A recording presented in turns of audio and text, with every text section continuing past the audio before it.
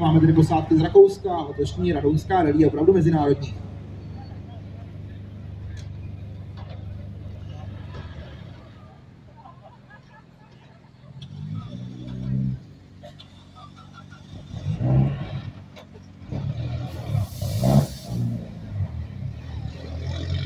Takže polské Mitsubishi opouští náměstí Míru a už se na jeho místo postavil vůz číslo 7. Gabriel Níry a Aleš Teklík je dvojice, která právě vodí po tratích tohle bílé Mitsubishi a průběžně jsou třetí.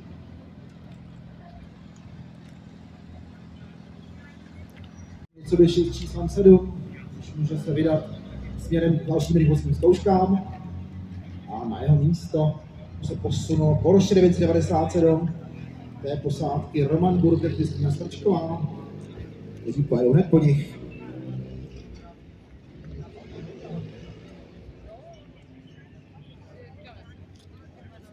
Tak, Kristýna hlavně.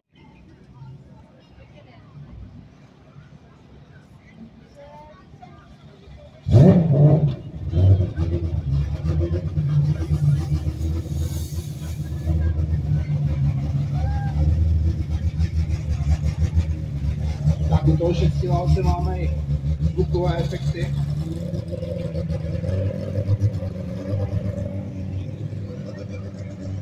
A teď tady máme na tu posádku rakouskou, posádku Thomas Regner a Nadine Kellner, nebo Kellnerová. V tom počeštěném tvaru příjmení rakouská dvojice, která jezdí s tím moderním vozem Peugeot 208 Rally 4. Tohle jsou auta, která se prohání do často i do České republiky, Evropy i světa.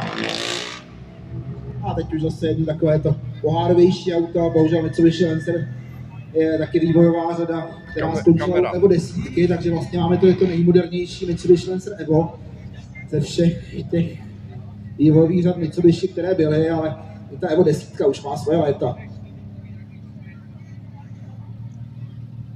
A já mám teďko povinnost, nebo samozřejmě nutnost vyzvat závodníky, aby se posunuli ke svým autům, kteří už mají ty papírky, a aby zkrátka dobře se nám posunuli, je potřeba nám trošku uvolnit místo. Takže poprosíme závodníci, kterých se to týká, asi to je zejména, se to týká té řady tady kolem Moiry a kolem penzionu, aby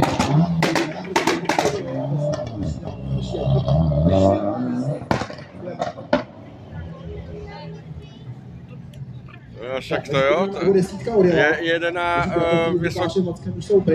nízký předstih, ono to Václava Tošnera s Zuzan Ťažkou, kteří už mluvili, že i oni jsou v první desítce celkového pořadí, přestože závodí se opravdu na první pohled poměrně slabým turbolízlovým vozem Škoda Fabia, to je první generace.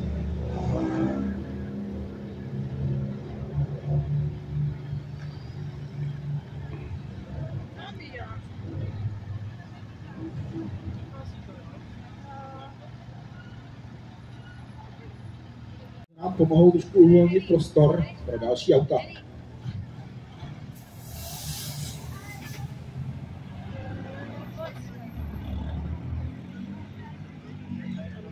Tak, na trať už se nám vydávají také Benjamin Lamprecht s Emanuelem Matesem s Fordem Fiesta Proto. To jsou takové ty zajímavé vozy, trošku kombinované Fordy z Mitsubishi, protože to je na první pohled sice Ford Fiesta, ale ty střeva jsou tam z Mitsubishi Lancer, protože to byly velice úspěšné sportovní stroje. Takže to byl takový, možná trošku dneska se dá říct slepá ulička vývoje motorsportu, že se je pokus učinit tyhle ty vozy rychlejšími tím, že se do nich dají ta správná závodní střeva. Je to takové přiznání toho, že vlastně právě ve své době vozy Mitsubishi a Subaru byly jedinými značkami na světě, které ty správné sportovní vozy vyráběly. Takže ty střeva se dávaly potom i do jiných karosérií. Takže rakouská posádka Lamprecht Mates s Fiestou Proto už také jede na 8. Tady máme další Renault Toyota GT86 a samozřejmě dvojice Robin Bolden a David Fischer. Josef Fischer, který naviguje Robina Pohlodera v té Toyota GT86. A i tahle posádka je v průběžném pořadí v první desítce.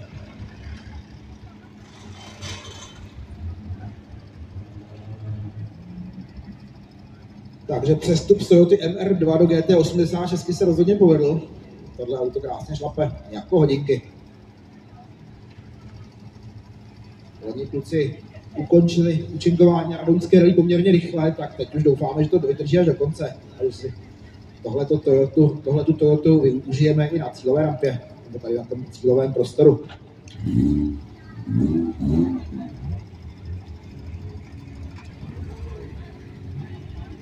Tak, další skvělá posádka z Rakouska také se vydává. Za chvilku vydá na tratě dvojice Michael Franz a Manfred Schneider, kdy přivezli Volkswagen Golf třetí generace, ale v té variantě Kit Car, takže opravdu tohle je opravdu ten správný závodák od Volkswagenu, ale už taky letitý samozřejmě.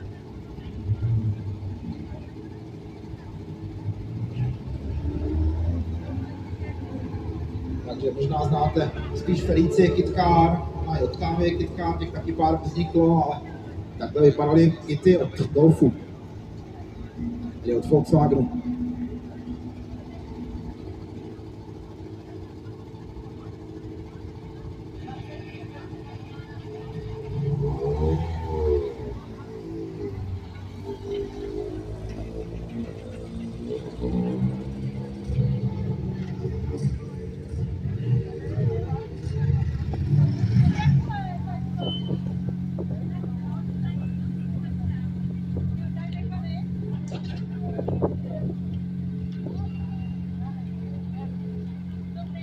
A skvělé výkon zatím předvádí i východočeská dvojice Martin Bradna, Šárka Rejvková, která jede s tímhle tapírem, jak se občas říkalo, Hondě Civic Type R. Krásné auto, také ne úplně, ale v tom nejšpičkovější provedení, přesto auto velice rychlé a tady na tratích našich velice dobře voděné právě Martinem Bradnou a terénu čte noty Šárka Rejvková. Takže vůz číslo 27, jak vidíte, podle toho, kdy startuje, tak je v pořadí hodně vysoko.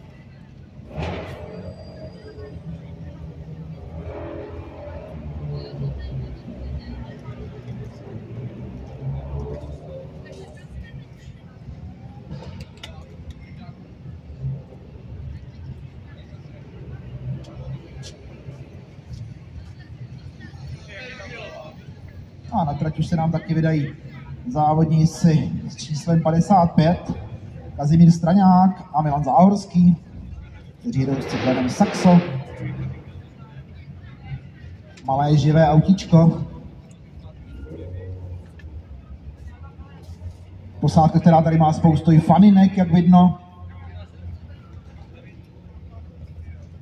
A já věřím, že i fanoušků trati.